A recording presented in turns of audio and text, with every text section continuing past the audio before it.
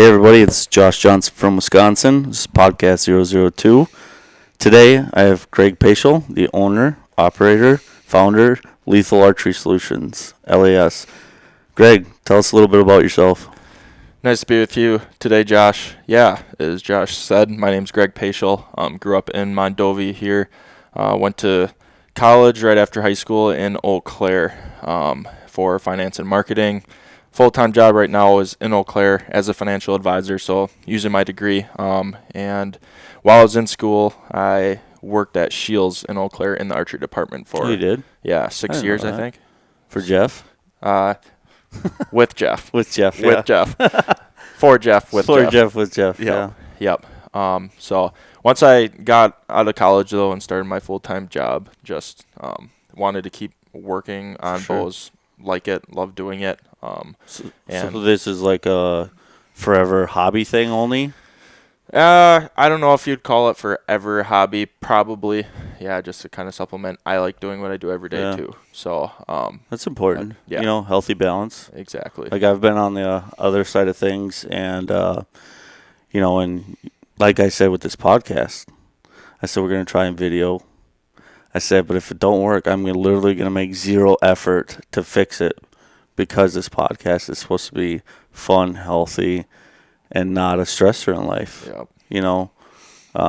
And when I did run the hunt and stuff like that, I filmed all my stuff, and it literally kind of, and I'm not knocking on anybody that does it, but it kind of ruined hunting for me. Mm-hmm. I had to make sure all my cameras were charged and all my audio stinks, because the wind's blowing and I didn't know about windscreens at the time, and gotta do this and spending all your money on it, and I strongly believe in a good healthy balance, and I applaud you for knowing where to draw the line, because it can be hard, Definitely, yeah. There's a lot of things out there nowadays that ways for people to judge you easily and over social media, over the internet, and not have to stand behind it. So there's a lot of pressure on people to be perfect when no one can be perfect. Right. And exactly. See it all the time in the hunting industry too. I think hunting is a very, how do I say this? Not competitive, but it's like look what I'm doing kind of thing. Yeah, exactly. And I'm not knocking on anybody. Like I said, it's just it's a real thing. People, they got this and they got that, and they're in the news camo and stuff like that. And it's always a competition. Yes. And sometimes it's a healthy competition. Yep.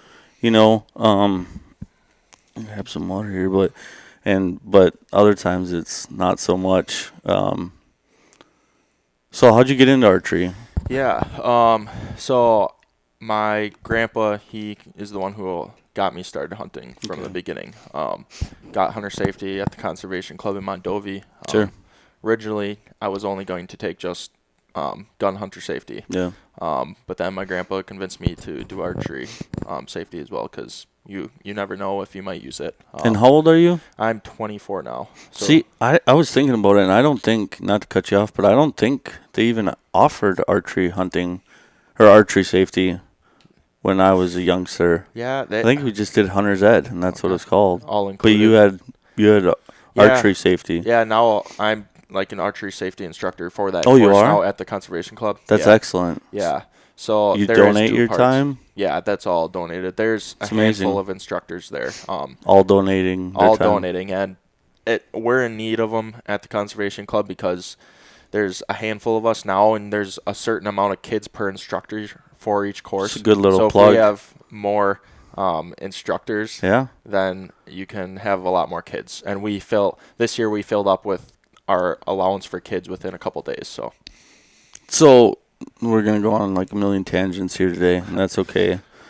So my girlfriend Erin, she did hunter safety, the gun safety part. And she had to do, because COVID, they allowed to do mostly on the internet, but she still had to have her field day. Mm-hmm. And every human, no matter the age, has their own fears and stuff. Yeah. But she didn't follow through on the field day Really? because Nervous. scared. So what do you have to say for people to ease their mind a little bit that they're not going to get pointed at when they know nothing? Yeah, I mean, the whole point of the whole course is just to teach everyone safety. And all the instructors there have been hunting for years, and they know all the safety regulations that the DNR puts out there. Sure.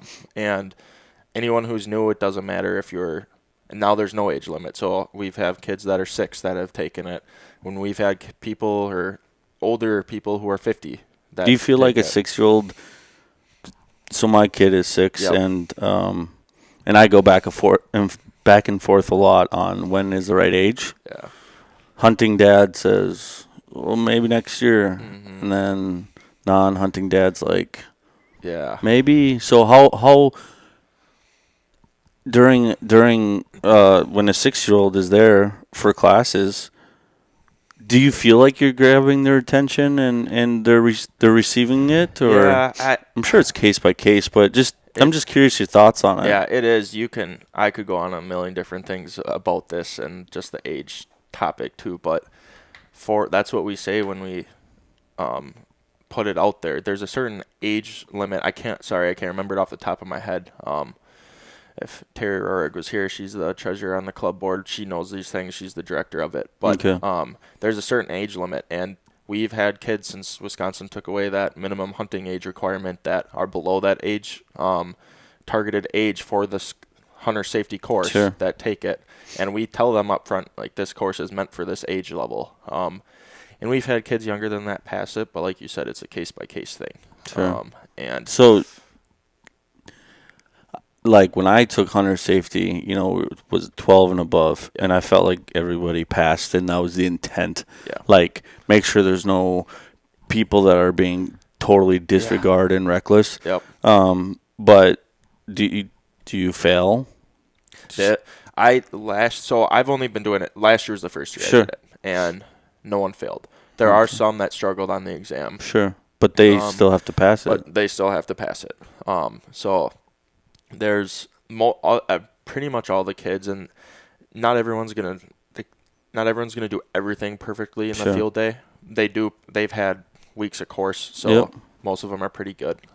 But it's hard to remember all the little things that are in the regulations too, and what we have to teach them. But Absolutely. most of them do good. It's a really laid back environment on field day. Mm-hmm. So where we're going earlier is if someone's nervous, it's really laid back. So it's nothing to be worried about. Nobody's going to point their finger and make fun. No one will make fun of you. 12-year-old's not going to make fun of a 24-year-old. No, I haven't seen it. I mean, you could get it. You know how 12-year-olds can be. Yeah. So you might get your occasional 12-year-old. But the instructors and everybody's there to facilitate people and educate them. Yeah. Not just critique them, but educate them. Yep. Yeah. Yep. Just we don't want there to be any more hunting accidents than there have to be. There's so many pressures against hunting with non-hunters nowadays and trying to end hunting rights and take away hunting rights that we don't want there to be more safety issues to fuel their fire. And it's sad because, no matter what training and stuff you go through, there's always an accident. This year there was a young one that was killed, and heart goes out to both sides. Honestly, I don't know the whole story. I'm not going to talk about it. I'm not going to get into that, but there's two people's families. Well, I know it's the same family, but they're all impacted. Except for that one up in like Minong, that was our actual neighbor's family. You remember that? I don't think I do. That was this year? No, this was, and I was like in high school. Oh, okay. Like 2005, 2006, but trespasser, and they were kicking him out, and he took his scope off, turned around and shot like 6 of them. Really? Yeah. So he's in jail and stuff, but other than that, I mean, they're mostly accidents, where nobody's intending for anything to happen. No.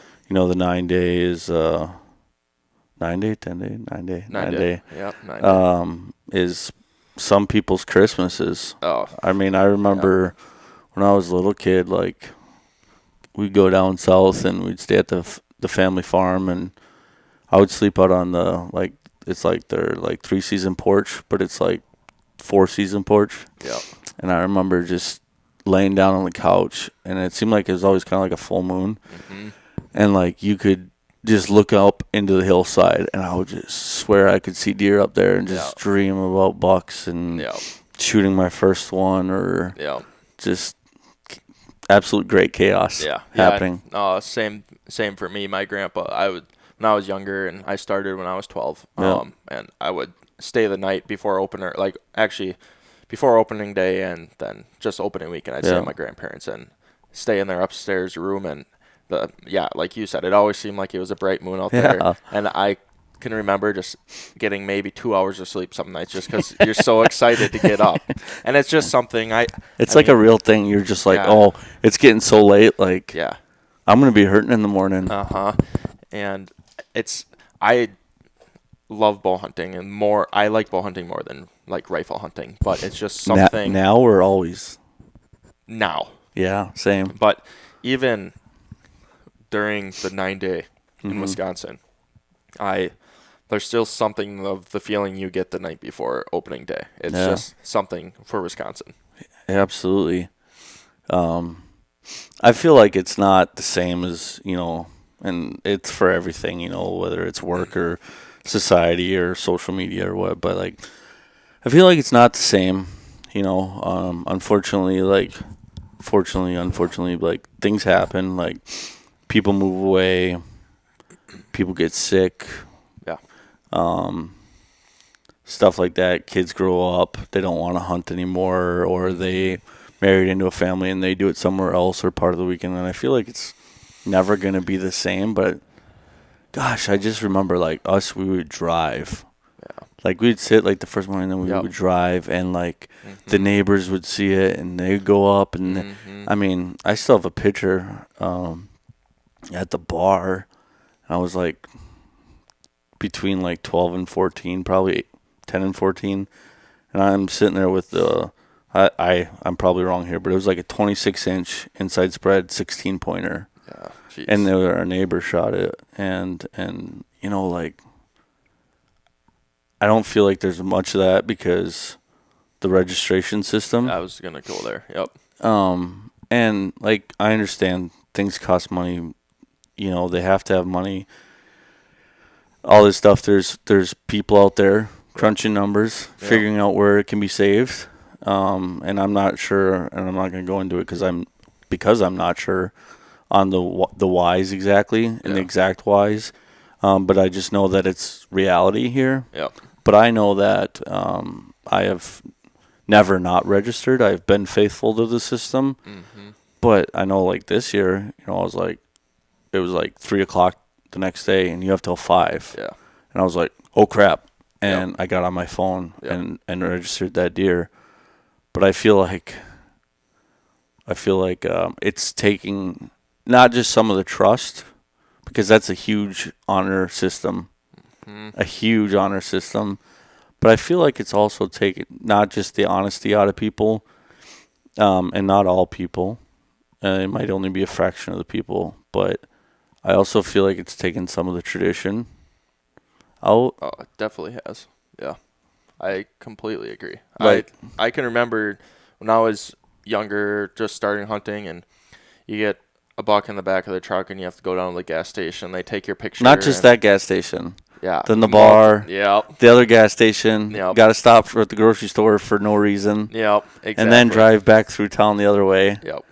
And then one more time for a good measure. Yep. Exactly. But that was part of the hunt.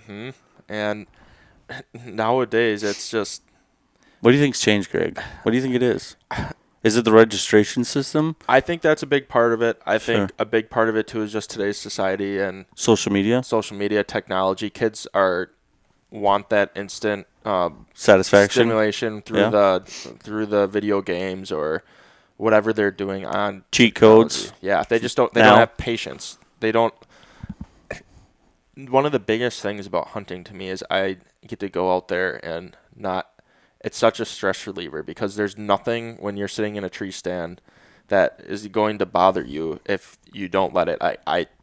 You put your phone in your pocket, shut it off. Like you you hear all of the sounds of nature, and I think about so much out there, but it's such a stress reliever for me. And Right. there's nothing you can do besides just sit there and just listen. And I think just technology and kids growing up now, they just want to always have that in front of them. Immediately. And they can't go out and just let down and relax.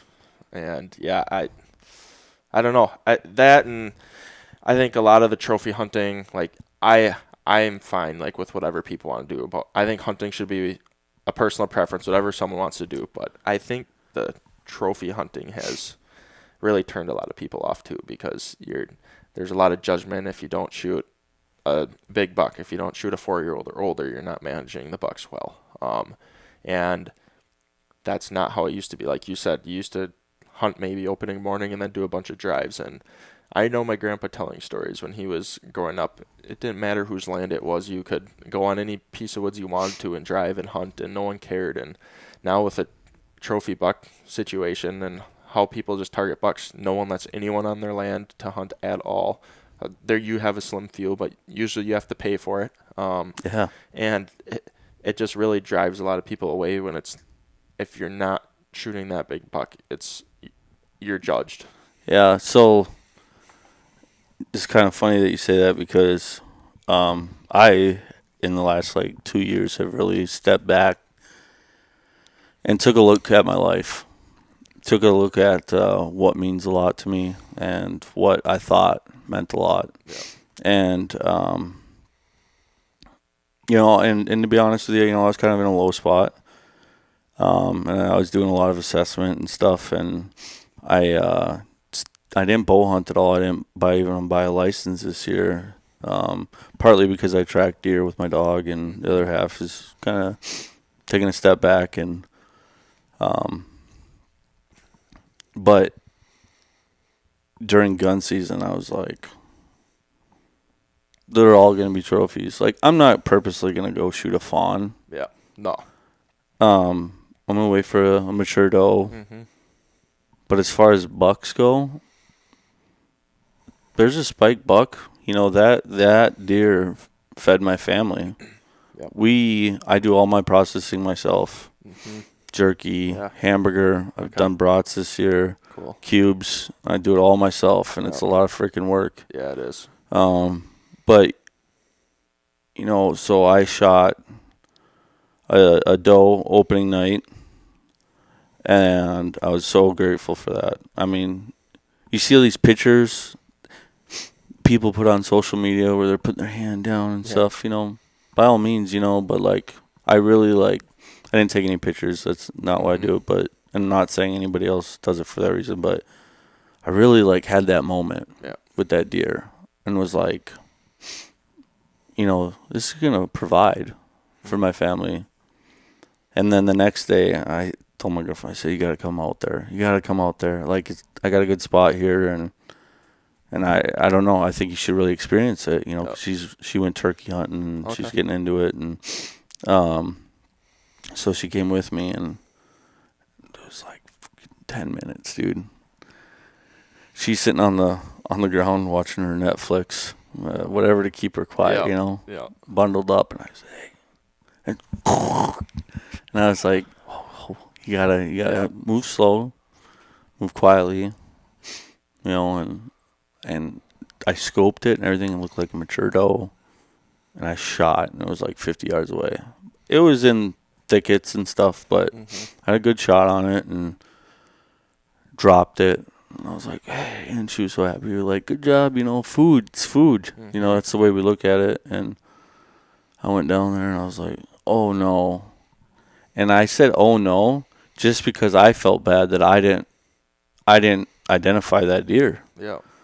And so I had 2 little antlers on it. And that's completely fine. If I would have seen it in the scope, I probably still would have shot it. Because to me, it was the experience. Yep. It was a trophy because it wasn't a fawn. And it was a trophy because it was going to feed our family. And my girlfriend was there to experience it. Yep. And so I got talking. I texted my dad about it, and he's laughing. And he's like, I wonder kind of what they measure. Take a picture of your hand like this, and about from your knuckle to your pointer finger is about 3 inches. That's what he's realized, the little rule of thumb. And I was like, yeah, probably one's about 3 and one's a little over 3. And I measured it out, and one is exactly 3 inches, and the other one was exactly 4 inches. But you know what? I saved those antlers. I'm doing something with those. Cool. Because it meant something. And then, so I was like, I got to get Liam out. My son, he's 6. I was like, I got to get him and come with me. And we're going to go sit. So I got a blind set up. Like Wednesday, I went down there and set up a blind, chairs overlooking this trail that we've had good luck with this year. And so my dad was nice enough to let us borrow his UTV to get up there. And so it was a good experience for him. Yep. He didn't have to walk all the way to the top of the bluff at 6 years old with snow pants.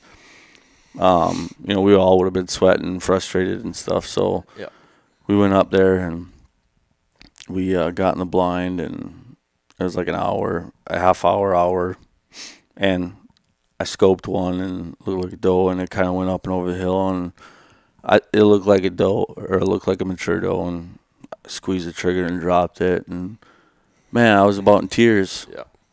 And I made, back when I have Facebook, I don't have it anymore. I just deleted the app, and for, again, assessing where we're at in life. Yep. And, but I made a post. I said, look past the size of the deer. I remember this. And I explained the experience, and I was like, this little boy will never, ever forget this. Yeah. He still tells the story like it was yesterday. Yeah. Oh, Dad, that buck fawn. We shot that buck fawn. Yeah. And it's we. Yeah. We shot it. Yeah. I mean, I remember my dad, taking me out, sitting me at the bottom of a tree stand, the wood tree stand that him and my grandpa built, and he would take like an Elmer Fudd hat with the ear flaps, and at the top he would tie it, and then he would tie twine strings all the way to the top to his tree stand, because I would always fall asleep. Yep. And he'd bounce that hat on my head to tell me he's going to shoot. So he always was scared to give me a heart attack shooting in my sleep, But, and that hooked me, some of those experiences. And, boy, like, I was texting somebody we both know, and kind of giving him crap because he had shared a post. And it was a great buck. It was a really great buck this person had harvested. Yeah. And it was an outfitter. Mm-hmm. But they did the whole hold it way out, cock it. And I've done professional, not Shane Indebro, professional, but my version, nice camera and stuff, of harvest photography. And there's ways, but then there's the arms all the way extended. Yeah. And I was like, and I texted him. I said, why does he got to do that? Just kind of being smart. He said, well, you make it look bigger. And I was like, it's a great buck, the way it is, the way it sits. I mean, I honestly probably don't have anything in my house over 120 inches, 130. But I can tell you, everyone's a trophy to me. Yep. I can tell you every flipping story that goes along with it. Exactly. And the funny part is, out of all those, that little 3-inch and 4-inch is by far my favorite now. Yep, I can imagine. Forever will be my favorite. Yep. Until maybe, one day, but I don't know. It's going to take something to out-trump that, but like... Yeah, there's something about the first one when that kid sees their first deer. Yeah, and he walked up and he was not afraid of it, and every kid has different experiences. Yep.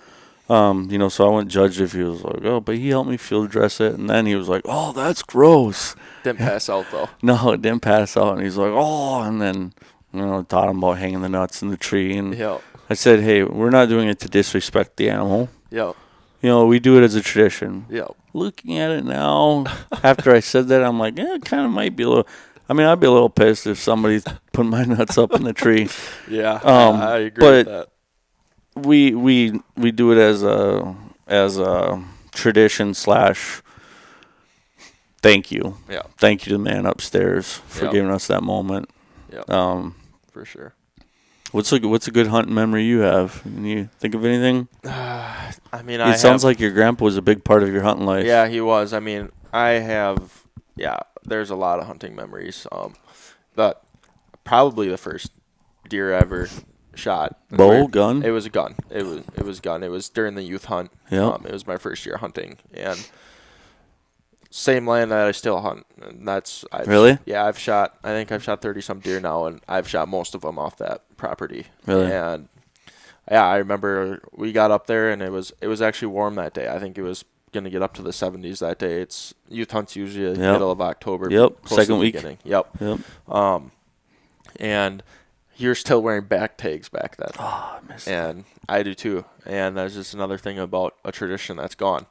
But yeah, there's a deer that came out, and we have it was just like a tripod stand, and then you have like a blind type of material around it. Mm-hmm. And the deer came out from the other end of the food plot. It's like 300 yards away, and kind of looking at it, and it wasn't a huge deer. We could tell that, and might be like a year-old deer. Yep. And my grandpa's like, yeah, I'm not sure if we're gonna shoot that one yet. But then it kept coming closer, kept coming closer. Maybe we will. And then it got to like 75 yards, and it kind of stopped there eating. Then he's looking at it through his binos. He's like, oh, that's got horns. He's like, we're shooting. And I have the plaque. It was a spike buck. It was probably like 6-7 inch spikes on him. Yeah. And that's just how he grew up. Like, if it had antlers, and you're shooting if it's your first one. And that was so cool. I just remember my heart just start pounding out of my chest once he said, like, we can shoot this. And I didn't care how big it was. And the funniest part of the story was we got down after I shot it and watched it drop there and going to get it, and my back tag was gone. So he was all worried because of the DNR and not having my back tag on. And we walked back for where we walked in, and there it was. I knew I had it that Must have been skipping on the way in. Yeah. Bounced right out of the back tag holder. Exactly. So, no, that first one, you can never really beat your first hunting memory. The first deer that I ever shot was a doe because it was youth season, but it was T-zone. Yeah. So I think same thing, but it was antlerless only. Okay. My cousin kept saying, you just watch, big old buck's going to step out. Sure enough, nice big old 10-pointer and 2 does. And I was totally okay with taking that doe. It's your first. And I shot. Dad said, you hit it. Shoot it again. I'm not tracking that SOB. Because it was Sunday, and we lived 2 hours north from the farm. And I shot again and dropped it. And he's like, there you go. And I remember they kept talking about, man, that 10-pointer. Yeah. I didn't give a crap about that 10-pointer. No. I had that doe in mind. You know, like, would have been cool. Sure, absolutely. Yep. But I was more than happy with the doe. Yep. So then with this bow stuff you do, what made you decide to, like, kind of make it official as far as taking customers in and I got out of college and started working full time during the week, and then I'd be working when it was busy season, July, August into September and October that's busy season for archery, and I'd be working 2 nights a week, 3 nights a week at Shields, and then every other weekend. And just got to the point where I didn't really want to have that schedule. I wanted to have some more free time, especially during the hunting season. So why not go do it myself? Exactly. And on my own schedule, that's what's really nice. And I could just do it in my basement when I want to, be home, change clothes. I don't have to be on a time clock, drink a beer while I'm doing it if I want to. And just, it's more relaxing. It's not like there's no requirements of me. Healthier. It is, and I really like being able to do it on my own too, because I know everything that leaves here I worked on, and I'm the one who did everything, and I know the detail I look at things with. And not saying I didn't do that when I was at Shields, because I did. But it's different. Your name's behind it. You have a big store like that. When it's busy, you could have 8 people because there's no appointments, so people just bring in their bows whenever they want. You could have 8 people wait and have their bow worked on, so you're trying to crank through them as fast as you can. Sure. And they obviously don't want those people waiting forever. So I never sent anything out of there that I wouldn't shoot myself. Right. But I know that things can get rushed, and some things weren't 100% how they probably should have For been. sure. Did they shoot? Yeah. And Yeah. Are someone going to be able to kill a deer? Yeah. But I like to be The detailed extra about time. it. Yeah. And it's nice because, like, so my bow's here right now. And it was like, hey, man, I haven't shot it in, like, a year or two. Just life. Which I'm making it my point to get back into it this year. Good. But I said, it just needs a little tune-up. Yep. Need you to check over everything, make sure everything looks good before I go pull it back and something happened. Yep. Sounds good, and so where he lives versus where I live, is actually technically like 45, 50 minutes. And but he goes to the gym in the town that I work in, so freaking 7 o'clock, 6:45, we met out in front of his gym. Here you go, sounds good. He's got Venmo. Yeah. You can send him the goods there. I mean, I'll say it's super easy to coordinate it with you, and especially, the time of year, it helps. I'm in no immediate rush to get it back and stuff. But, I mean, he says it's pretty quick to look it over and check it out. And I see, for those of you who aren't watching a video, if this comes in to a video, he's got the whole setup here. We're looking at it together, and he's got I'll let you explain kind of. And for our audio-only users, kind of make it friendly to them, too. Yeah. I mean, yeah, Josh, he just reached out to me. He hasn't shot in a little while, a couple of years, he said. So there's constant just pressure on those strings and stuff, even when a bow's sitting in a case. So not bad just to check things over when you haven't shot it for a while. There's a lot of pressure built up in the bows, so you don't want something to have been bad over those 2 years and have it blow up on you. But most of the time, if you haven't shot it, things will be good. But yeah, it's good to have it checked over.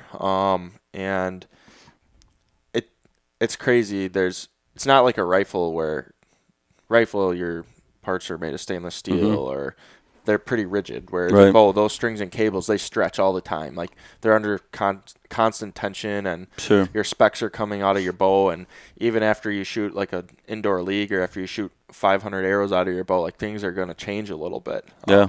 Is it going to be a ton? No, but over time it will. And or traveling. Exactly, traveling. Things get bumped so easy on a bow, and you think of shooting an arrow compared to a bullet, you're going way slower than a bullet travels, and there's more surface area on that arrow to catch wind and drift and whatnot. So I like to have my equipment tuned as well as it can be, because your bow's going to shoot well, and you have human error. Absolutely. So if you have your bow tuned, that's going to minimize any errors on the bow, and then it's just going to be left up to the human error. So humans make enough errors. You don't want to have any additional errors by your equipment not being set up properly. Sure. So what are you capable of doing here with your setup that you have at home? Yeah. Since the beginning, I've added on a few things. What's really nice is tuning bows is one of the bigger things. So tuning. Yeah. If you shoot through paper, and you want to make sure your arrow is flying straight out of your bow, not that you're shooting the back end of the arrow kicks way off to the side, up, down, any direction. You don't want it to be coming out weird. So what he's saying is you basically shoot through a piece of paper. I seen he has it out in his garage. And it's just like a frame, and the paper goes to that. Yep. And then he's going to shoot at a very close proximity. Yeah, like 6 yards. Yeah. Something like that. And then he's going to see how centered that hole / broadhead and fletching is in that paper. If he's got a tear, he knows that arrow is not flying true, correct? Yep, exactly. And then, so the more symmetrical that hole is, the better. Yep. The better flight your arrow has. Exactly. What you want to see is just one small hole, like you punch the arrow through the paper. Do you shoot a broadhead through paper tuning? No, you don't, because then you don't, because if you shot that broadhead through, it'd rip up the paper. Sure. You couldn't see. So field point only. Yep. So field point only, because then you'll have that perfect hole in the middle. Sure. And then if your bow's tuned right, you're gonna have, if you have 3 vanes, you'll have 3 small slits on the outside of that hole where the vanes went through, and it'll be just like a perfect bullet hole, is what you call it. Okay. So with that, too, well, maybe we should finish this, but you have to describe. So technology advances. Yep. And things change. So I'm going to say it wrong, and you're going to correct me, okay? Yep. Helical Yeah. veins? No, that's right. Okay. Yep. So can you explain, because whether you go to the store or maybe Greg or your friends are talking about helical versus traditional? I don't know. Yep. Yeah, so that's another thing I can do here is fletch arrows, or what that means, put like the veins on the back of the arrows. That's what steers the arrow in flight and keeps it in the right direction. And you could have a straight vein, which is, if you look at the vein on the arrow, it's pointing straight ahead. There's no twist to it at all. Okay. And what Josh was talking about is a helical, and you could go right or left. So if you have a right helical, the front of your vein is going to be offset to the right of the back of the vein, and there's going to be a little twist in the vein, and it's going to help spin your arrow clockwise to the right.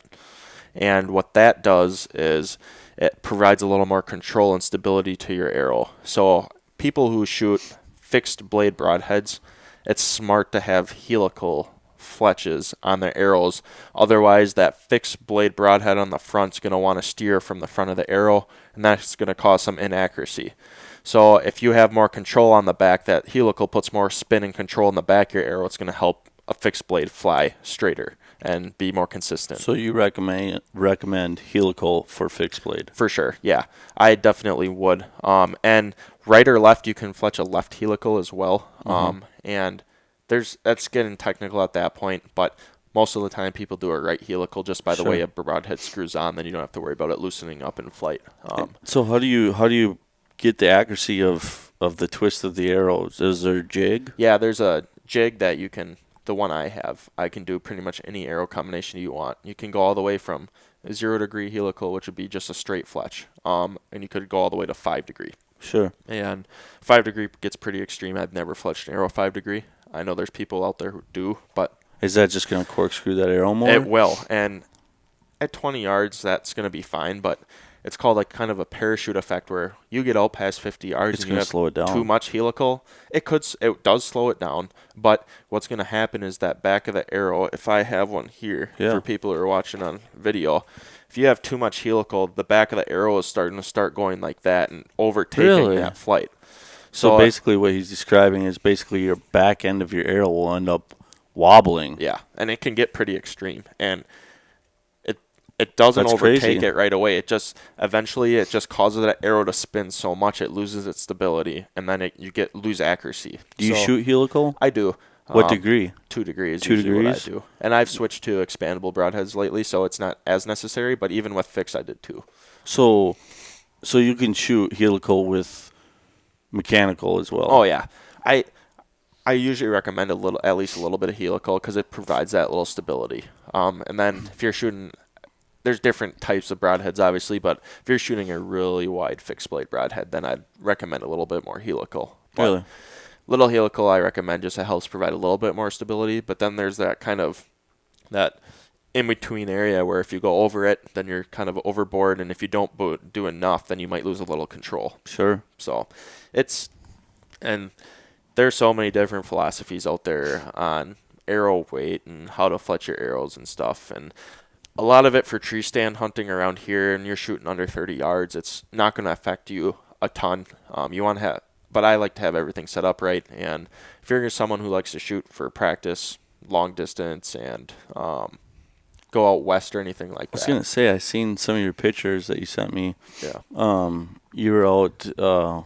Help me with the name of it, the archery competition. Yeah, Total Archery Challenge. Total Archery Challenge, and that is in South? There's one in South Dakota, but the one I was at was in Park City, Utah. Oh, so you son of a gun. The scenery is cool. Bad A place to go. It is, yeah. On a big ski resort up in the mountains, and it was cool. And they have they have it all over the country now. There's one in Michigan, there's one in Tennessee, Oklahoma, Montana. So how far are you shooting?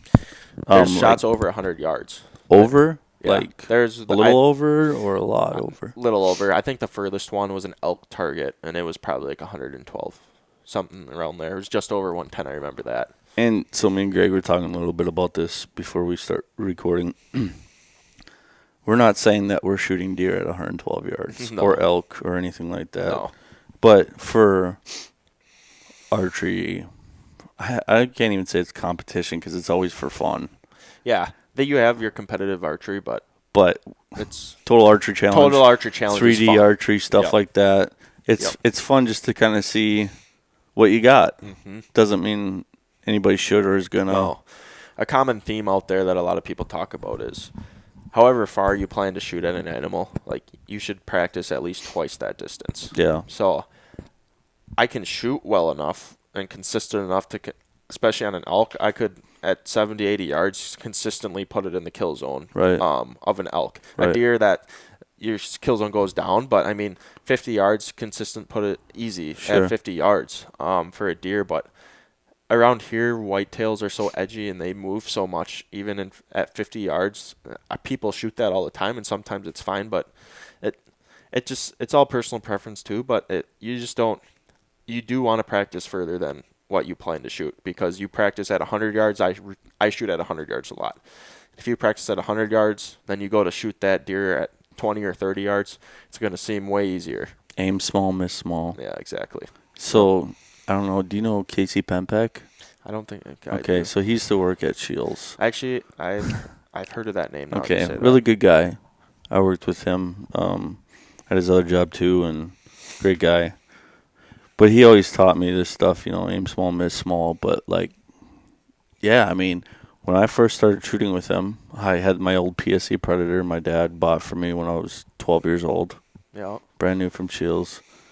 And there's a lot of stuff that was outdated that I didn't even realize. My sights, my whisker biscuit, I mean, that kind of tears up your fletching. Mm-hmm. So he taught me a lot, and so all of a sudden I was shooting at 60, 80 yards. Yep. And I bought a new bow, and I said that, I saved up and I was going to spend the money on whatever bow fit like a glove to me. And I ended up buying a used Hoyt Charger. Yep. But I shot the no-cam, Okay. Mission Craze, Yep, I shot that. the best stuff to the smallest stuff to the used stuff. And this thing just fit like a glove for me. So I was shooting 60, 80, getting out to 100. And you go back to 20. Yeah. Oh gosh. I mean, it's. Yeah. I'm not trying to pat my own back, but it's easy. It is. Yep. But before, when 40 was long, 20 and 30 was your normal, Mm-hmm. man, your grouping was not as tight. Yeah. You go out to 60, 80, 100 yards, Mm-hmm. and you go back to 20. Yeah. I mean, we're talking about a tight group. Yeah. Yeah. Archery is such a mental game, and if all you shoot is 20 yards all the time, you're not going to be used to anything else. And you go out and shoot 80 to 100 yards and see any little inconsistency with your form will throw your arrow way off. Right. And you go back to 20 yards, and it's a confidence booster too. You go out to 80, 100 yards, you're not going to shoot as tight of a group as you will at 20. Right, And especially first. you go back to 20, and it is way easier Yeah, it's for anybody. It's really crazy. So, like, I don't. I know Greg does, and I just don't because schedule and where I live. Yeah, you but gotta change that. yeah, maybe this year I can a little bit. But I know a good place for 3D archery. I was gonna say, there's a place, and we're gonna do a podcast with him. Maybe Greg will jump in on it. But with Dan Bonesteel, he has the Bones. Him and his dad, family. I don't know. Correct me if I'm wrong, Dan, but they have the barn, and they made it into the most. I can't say man cave because it's for everybody. Yeah. But the coolest barn you've ever seen in your life. If you have anything to do with the military service, hunting, shed antler hunting, shooting, archery, or having a few beers. Yeah. Yeah. It is an absolutely amazing league where they get together. Yep. And I think there's a bow press there. There is. Yeah. So maybe if you're real nice and you're there and you want to talk to Greg, and maybe he can look at your bow. Yeah. I've worked on people's bows out there and league, just help them something change or moved a little bit and they need help in their league. I'll just do it quick. That's what's nice about it there. Everyone's there to enjoy the same thing, and everyone's a good person out there, and it's so much fun. So I'm not gonna lie, I've been there before, and it can be intimidating. You have a lot of people that that know what they're doing, that have very nice gear, that know their way around, that say hi to everyone, and you kind of feel like the little person. But I'll definitely say, if you want to start, Yep. don't be shy. Yep. Yep. Get out there. I know Eau Claire Archery, they have a nice range. Yeah, they do. You can go to Shields, I think, still and buy the membership for the year. You might be able to. I don't know if you can, but that's definitely possible. Yeah, so like that's a nice place. Like if you just kind of want to learn by yourself, but didn't tell you you're gonna develop bad habits and whatnot. And I definitely feel like you should really be around people that know what they're doing. Yeah. And nobody's gonna point and laugh. Yeah. They're just gonna want to help, and they're gonna be just as excited as you when you hit a bullseye for your first time. Exactly. That's part of. I know it's the Bone Steel Barn has really evolved since I started. I started shooting out there when I first got a bow when I was 13 years old, and I was shooting a Mission Craze, and that was my first bow, and I can remember the scores I would shoot out there were just pathetic, and I was just starting. And pathetic to you now. Pathetic to me now. Yeah. Exactly. Pathetic to me. That is a very good point. Pathetic to me now. Back then, every week was an improvement. Exactly. Or you had a bad week or whatever the case was. Yep. And I loved it. So I was just striving. There was guys shooting this. It's called the Bone Steel Barn 480 League. So 480 is the highest possible score you could ever get. No one's ever gotten that because the courses are too hard, but that's the highest score, and too challenging. Yeah, too challenging. Guys will shoot in the 400s, and now I've finally last year, it was my first year consistently shooting over a 400 score, and I used to be shooting low 200s, and that's when I was young, and no one cared. They were happy to see young people out there. Dan tells me all the time, like, we need to get more guys your age, younger kids out here, because it is a dying thing, unfortunately, and archery is such a the thing I like most about it is that there's always room for improvement. You can always get better. You're never what's the word I'm looking for here? You never perfect it. You can't get perfect in archery because you're never going to shoot a perfect bullseye every freaking arrow. There's just way too many. You have your human error. It's such a mental game. You're not always going to have your mental focus.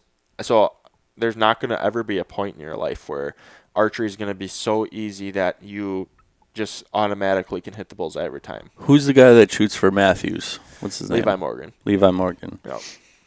So here's proof to what he's saying. Is maybe I'm wrong here, but I'm positive this happened. This year, so Levi Morgan, I'll let you explain who he is. Yeah, he's a pro shooter for Matthews. He's probably considered the best 3D ASA shooters. That's like 3D animal course. Probably the best 3D shooter there's ever been. The Brett Favre of 3D shooting. Yep. In a nutshell, right? Yep. So he posted on social media, which I applaud him for. Yep. But am I right? Yeah. So he missed his buck. He missed his buck, and he not only had it on film, but he put it out there. Yep. When he could have not said a word, went back, tail tucked between his legs. Yep. But he put it out there, and I thought that was so powerful. I mean, if you're going to let your guard down and let people see that you're human, including your sponsor, I thought that was amazing. I agree. And he says right in his post, I remember. And I didn't read it. I just remember. Yeah. I remember him saying, like, he hadn't felt that feeling in a long time. And he's like, man, this feeling is not fun. And that's sometimes I think, like, that's one of the best things about archery is you can get to be really good. You can be the best, like Levi Morgan, and you can have a good shot and have a kill shot and all these animals all the time, and that's what we all strive for. But things happen, and we do our best. But eventually, you're not going to be able to be perfect. Like I said, you're going to have something that happens, and he did. And It didn't happen in a while, but it happened. And when that does happen, it puts that drive back in you to want to be better. So that's what I like about it. Yeah, it was super cool, and honestly, it's got to be fairly rewarding for you too to be able to I mean, you're helping people too with their bows, or Yeah. maybe they come in frustrated, Mhm. and be able to help people through their bow situations. Yeah. Do you work on crossbows or anything like that? I don't know the answer to No, I that. don't work on crossbows. It takes there's so many different things you Pieces need of for equipment. for Yeah, crossbows specifically. Where this press I've used for every single compound that I've worked on. sure. So Um, not against crossbows, just yeah, not I facilitated mean, to work on them. we don't have to get much into that crossbow thing, but For those who are able for those to. who need them, I'm totally Sure. fine with it. Yeah. And if you can't pull a bow back, yes. Yeah. And I suppose if someone's not going to practice with a compound and all they're going to do is go out and wound a bunch of animals all the time, which I'll be honest, I hit one wounded one, didn't find it this year. And it happens. It happens, but if you're going to be someone who never practices and you're going to be shooting a 2-foot group at 20 yards and go out hunting, then yeah, if you're going to hunt, I want you to use a crossbow that's you're going to be accurate with. But so many people now, they just use crossbows because it's easy. It's like gun hunting. It is. Literally, when you used to use a shotgun for deer season, literally these new crossbows can shoot a 1-inch group at 100 yards. Yeah. So the range they have is just dumb, and it just takes a lot of the skill and effort, and to me, Sport. the sport and enjoyment out of And archery. teach their own. They're Yep, not doing exactly. anything illegally. Yeah, they're all doing it legally. Everyone Um, has their own opinion, but But yeah, I agree. I do. Like, so my dad, he's sick and he's cancer, and for somebody who's not able to, 100%, Yep. absolutely. yep, But here's another good reason you should shoot, practice, and if you're having issues, reach out to somebody like Greg. Even if you have a archery question, Yeah. you're like, hey, I am all over. Is there something I'm doing wrong? Maybe you just literally haven't been taught yeah. how to shoot properly. I'm still learning how better ways to perfect my technique. I've been doing that lately, trying to change some things to get better. And that's the one great thing about technology. Yep. Is it's made the possibility to be a better shot Yeah. a reality. YouTube is a very big help. There's a lot of videos out there. I've watched Watch the right ones. the last 10 years. I've watched so Watch many. credible there ones. You need to watch. Credible. Levi Morgan's a good one. There John you go. Dudley with Knock On Archery. He's Yes. one of the best teachers out there for archery. Absolutely. There are good ones, but yeah, there's a lot of videos out there too that they might teach you how to shoot, but they're not going to be the right way to shoot. So you got to be careful, but most of them, if that have most views, are going to be ones that are pretty good. Sure. So yeah, but no, I'm happy to anyone ever sends me a message on Facebook or texts me or calls me, like I'm happy to help them with any question they have. Here's a little plug for you. Do you have a Facebook page? I do. Yep, Lethal Archery Solutions. LAS. Yeah, LAS. There's a Facebook page, Instagram. And you're out of where? Mondovi, Wisconsin. In Wisconsin. between Mondovi and Eau Claire, so kind of situated in the middle of that. Perfect for you Eau Claire people. It is. It's And you're fairly close to the Bone Steel Barn. very close to the Bone Steel Barn. I did several things for guys out there this past year, and Are you able to shoot at your house? yep. I Yep. mean, if you're gonna help somebody, I did that a lot last year. Okay. There's some people who are new to it, some who put a new sight on, or if I just tuned up their bow, put a new rest or something on there. I have a big backstop with Sweet. a big horse mat and some targets, and I went out there with I don't know how many people and helped them sight in, and then I don't really charge extra for that. I just charge them for I can order this little plug. I can order like whatever kind of archery equipment you might Yep. need. I don't carry a lot of inventory because I don't have the space for that, Sure. and I don't really want to put the money to Right. that. But then But that way I on- can order something specific for that person to fit them, For and sure. then get that put on. And I know I've spent an hour to 2 hours with one person before, just helping sight in and helping coach them like with form and stuff, and I just enjoy that and helping people like get better at it too. That's 'Cause cool. I want there to be more people who get into archery. That's cool. And honestly, like, I know I'd probably still be in my same spot as far as knowledge and shooting correctly if I hadn't met Casey. Yeah. Well, if you're listening, Casey, I still credit you so much to and the cool thing is that year then I shot my first bow buck, and my biggest. I got it shoulder mounted, and that's probably my biggest. It's like 128 pointer, 120 inch, and if something smaller would have walked by, I probably would have shot too. It just happened to be what was by. But just ask. Yeah, ask. That's even in the comments. I know I'm just starting this YouTube podcast thing out, but if you're watching and you have questions, put it in the comments. I'll make sure Greg gets them. Yep. I'm sure he'll be looking too. But it's a really fun thing, and it can be a really fun family thing. Yeah, definitely. Friends, family. I just wanted to say too that I didn't learn everything I know just from videos. I've had Dan Bonesteel. Yeah. He's been a very big influence on me for archery. I've been shooting out at his barn since I was 13. I'm 24 now, so like 11 years, and it's evolved what it's become into now with the league and everything. But I remember seeing how good he still shoots, and like I want to get to that level. And I would just like watch him. Like I'd stand back, and like when he was shooting, I just watch what he does, and he's not afraid to give pointers. And that's the thing. Most people that I've been around who are in this game of archery and the sport of hunting are pretty good people. They're going to help you if you have questions. They're not shy about that. Sure. They're not going to care if you ask them questions. Right. You're going to have those who aren't going to be as willing, of course, but for a majority, like at that Total Archery Challenge I went to, there's thousands of people, and I didn't see one bad person or have one bad encounter. Everybody was having a good time, and it's just I don't know. It's just a big it's just like a big family, archery family. Yeah, huge community. Yeah, that's pretty cool. Yeah. So, I'm always happy to help whoever has a question. Absolutely, and like I said, comments, messages, his Facebook page. Please give him a shout out because you'll thank yourself later. Yep.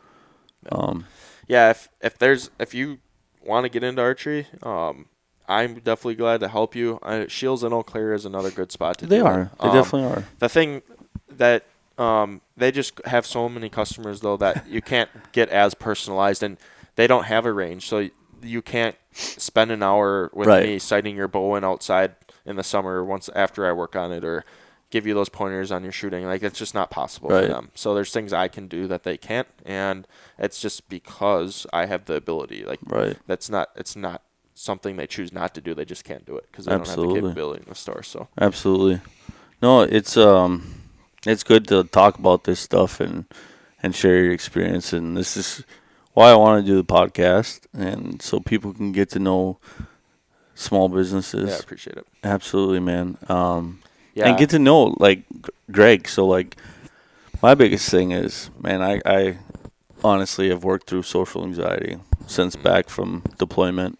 And, and it's a real thing. I think a lot of people, especially with, like, social media, people become not keyboard warriors, but behind the keyboard. And social skills have really went downhill with technology. Right. And honestly, I met Dan through Facebook. Yep. And stuff like that. But these podcasts are meant to get to know some of these people. So if this video turns out and it's not just audio, you can see him, see what he's like. You have a face. I don't know if that's a good thing, but to his name, if not the thumbnail or something here. Yeah. But if you're out at Dan's or know somebody, and whatever, you go out there and then you can at least shake his hand and say hi. And I bet you by the end of the time, he's going to be working on your bow, or saying hi to you next time. Yeah, it's just getting involved and just getting in the community. Like, there's so many good people that you can meet and become friends with. And if anyone's interested in shooting at the Bonesteel Barn, highly recommend it. If you're in the Mondovi, Eau Claire area, it's about halfway in between by Rock Falls. Yeah. And like Josh was saying, that place is just so cool. Dan's dad was a Marine, and you don't get much more badass than Dan's dad. If you ever talk to Bob, the stories he'll tell you, and just the type of guy Bob is, and he's the most welcoming. He is person. And his son is just the same. He doesn't charge anything extra for electricity for the barn for league, or doesn't charge anyone to come be at his place, and he absorbs it. He absorbs the crowd. He loves it. He like, loves come it. on, let's all have a good time. Exactly. And he's out there sitting on the swing talking to somebody and just loving it. Yep. I think that really does something for him. Yeah, Bob's he can't hear. I don't know if he can. I mean, I don't think so. He's older now, but he still hunts with a crossbow, and he just loves being around people out there. Him and Dan were just down in Arizona coos deer hunting. Yeah, they were. And he shot one too. They all did. They 6 for 6. They did, and that's just that's so cool. Those guys just are killing machines. They just have an act for it. And so, again, with the archery thing, it turns into doing trips like this with your dad, with your friends, with your best friend, with a new friend, kids, whatever. I mean, it really develops into something. And so, like my son Liam, he's only 6, about to be 7. We're going to start up archery here soon, and it's going to be a lot of years of probably just shooting before he's able to pull back what he needs to shoot legal, and ethical. Yep. But I'm excited. Yep. I'm excited for the trips. I mean, whether we do 3D archery or we do the Total Archery Challenge, or it's maybe one day bucket list here is an elk hunt. Yeah. And for him to be a teenager right by my side. Yep. And some people take 5 days of vacation and go sit on the beach. That's cool, but it's other people's version. Exactly. And you get to share it and maybe take home some meat and an antler to remember it all by. Yep.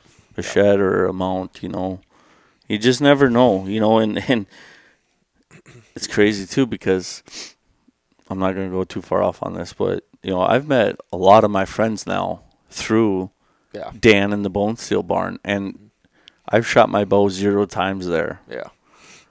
But I've done some photography for them. Yep. There was a what do you call it for Dylan? Oh, his benefit. For autumn. Yep. Yep. And so it's really a lot more than 3D archery. It is. It's just a welcoming place to just anyone interested in hunting. There's I don't know how many hundreds of pounds of antlers up there from deer, elk. Literally, they literally have a dining room table up there, couches. Every service of the military's flags hanging. There's a little bar. There's due donations for that. And, it's all safe, too. It's all done safe. But, my point here is that I've met so many of my friends now, because I'm originally from an hour and a half, 2 hours north. And I just moved down here, and I met, all my friends through Dan, the barn, and shooting, even though I haven't shot. Yeah. So even if you don't have a bow, just come out there and hang out. Yeah, it's a lot of fun. It's really a great time, and people are nice, and there's food there sometimes, and a beautiful view of the sun setting. It is nice summer night when it's 70 degrees out there, and it's perfect. Big deck, and just have a drink, and the sun's going down. It's awesome. Yeah. Well, I appreciate you being on the show, the podcast. I appreciate you letting me. Absolutely. Nice to do it. So this is Greg, and until next time, I think we're going to do a podcast with Dan, and I got a couple other ones coming up, so I'm excited. Cool. And I definitely want to have you back on. Awesome. Sounds good? Yeah, I want to be back on. All right, sounds good. Thanks everybody. Josh.